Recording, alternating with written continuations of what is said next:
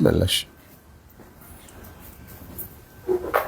بسم الله الرحمن الرحيم، اللهم صل على محمد وآل محمد. اليوم مردتني حالة إنسانية عاجلة. جاء أحد الأصدقاء قبل شوية اتصل بي وقال لي على حالة. بصراحة هذه الحالة يعني ألمتني كلش. يعني البارحة الأخ قاسم بمنطقة داموك في قضاء الكوت ديفوت أكو نقرة، صارت النقرة فخطية راد يعبر النقرة وبينها العفو أكو طفل ومحصور بين نقرة، فهو صار أمام خيارين بين يضرب الطفل وبين يطب النقرة. فخطية طب النقرة، من ما العجلة مالته الدراجة انقلبت وتسببت له بكسر فوق القوي. رمانة ايده تهشمت، هسه راويكم الصور هنا، زادا عظم الترقوة. يمكن المشكلة وين؟ هنا قاسم عنده 7 أطفال، هو وزوجته 9، حالته المادية فوق الصفر، يعني يمكن اللي يشوفه راح يعرفه. راتبه هو بالاف في اس ما يكفي لين اولاده مرضى وقاعد ايجار. فبعد التواصل مع احد الاخوه الاطباء فقال لي لازم يسوي العمليه بشكل عاجل. يا حبذا باكر. ليش؟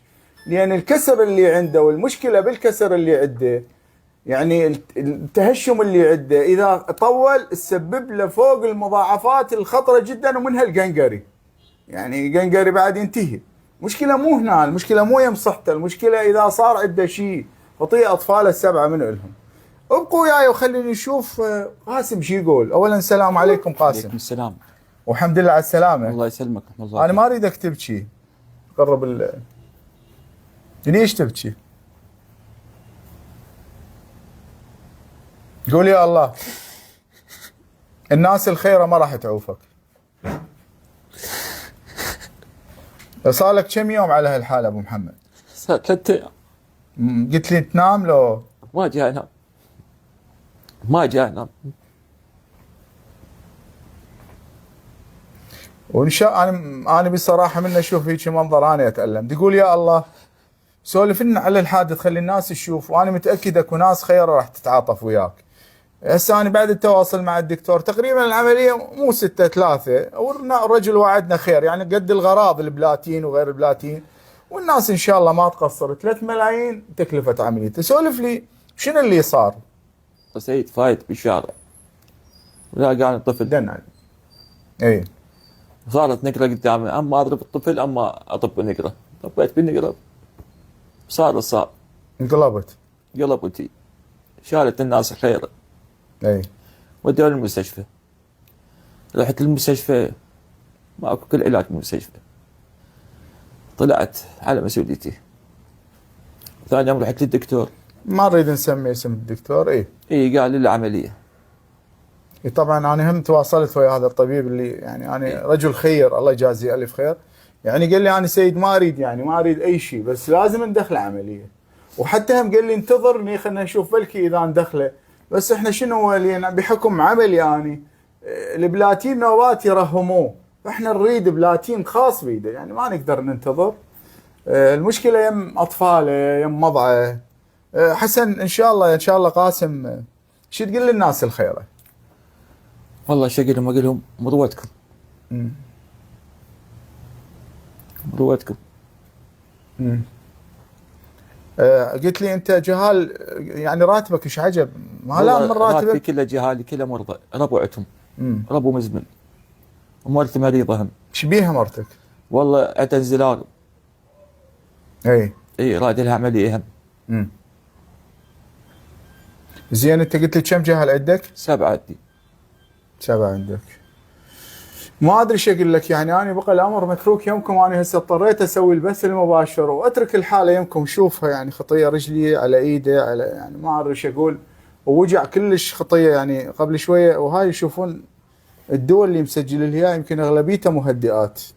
وهذه الاشعه انا قبل شويه يعني ما جاي اشتغل تقرير، بس ان شاء الله راح اشتغل تقرير اذا قدرت وابين لكم ثلاثي الابعاد الكسر. يعني فشي خوف، يعني فشي كلش يخوف. 3 ملايين كفيلات ان تسوي لنا العمليه لهذا الولد، يعني ضروري جدا، يعني خلال هاليومين او باكر، يعني بس يجوز صعبه باكر، خلال هاليومين لازم نسوي له العمليه بسبب المضاعفات اللي خطيه هذا الولد، وشفتوا حالته يعني كلش يعني مؤلم. يعني اذا تشوفوه خطيه عاجز شي يقول. واكو خير هنا واقف ورا الكاميرا يعرف بحالته، هو اللي اجاني وقال لي يريدك سيد منير، قلت له انا بخدمته. طبعا هم بعض الصفحات نشروها همينه.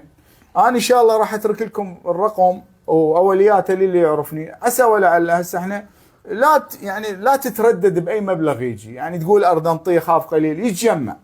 وان شاء الله الدكتور ما اريد اقول اسمه هم وعدني خير. طبعا هو كان المبلغ اكثر من 6 طبعا حسب رواياتهم، بس تواصلت ويا الرجال قال لي قد غراض وان شاء الله يساعده اكثر واحتمال. فنسال الله سبحانه وتعالى يعني ان يسهل امرك. الله يديك، الله يوفقك.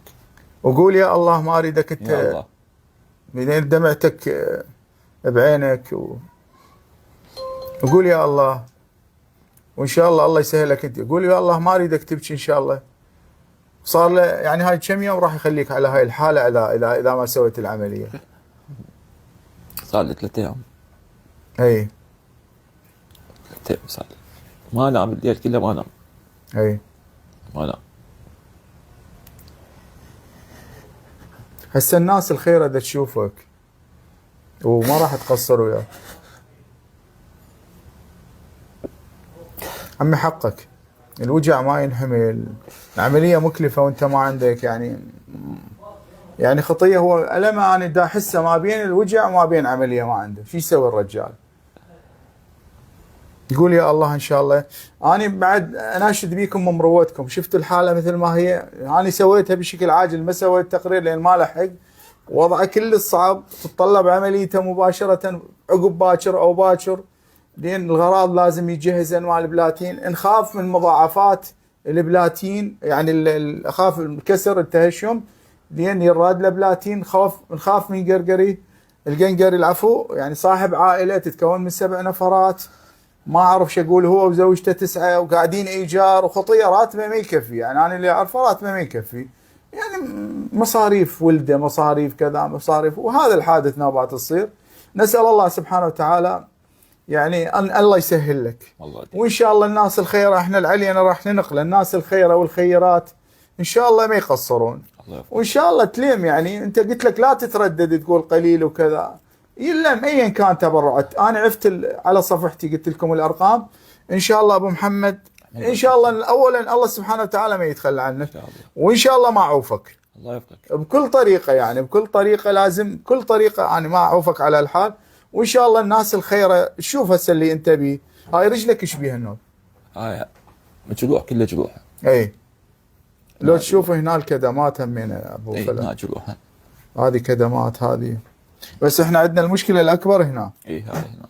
ان شاء الله هسه يمكن دعوه اخيره. شفت الحاله انتم، ما اريد اطيل لسببين. اولا الجو حار لين طفينا، خاف الصوت وحار عليه.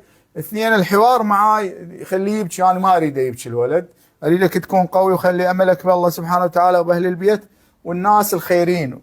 ناس خيرين وناس سواء كانوا رجال نساء ما راح يقصرون وياك، ثق. وان شاء الله نسوي لك العمليه اذا قدرنا والله راد، وان شاء الله تقوم بسلامه تجهالك. الله يوفقك ان شاء الله. وقول يا الله. ويمكن كلمه اخيره خلي تقولها للناس، ايش تناشدهم؟ الله يوفقهم ان شاء الله. قل لهم، احكي لهم. الله يوفقهم. شو تقول للناس هسه اللي الناس الطيبه الخيره يساعدوني يشوفوا حالتي، خاطر اطفالي. يعني على قول ثاني ما اريد اطيل عليه، يعني اختمها باللي قاله، الخاطر اطفاله. ان شاء الله ما راح تقصرون. اسال الله سبحانه وتعالى ان يحفظكم يا الهي. ان شاء الله بحق امير المؤمنين يسهل امره. يعني انا ما اقدر اطول، ولهذا تشوفوا الولد ان شاء الله بحق الله سبحانه وتعالى ورسوله واهل بيته ان شاء الله عين يباوع بعين الرحمه عليهم ويحنن قلوب الناس عليه. واقول اللي ما يقدر يساعده بشيء خليه يشارك المنشور. الله يخليك شارك المنشور، وربما يوصل الشخص خير ما يدري يريد يساعد، عنده حقوق عنده كذا، فراح بمشاركتك راح يساعدنا باجراء عمليه. انهي ان شاء الله. قول يا الله يا محمد يا علي. وان شاء الله ننتظر بعد الامر من الله سبحانه وتعالى والناس الخيره. اللهم صل على محمد وآل محمد. ابقى صور.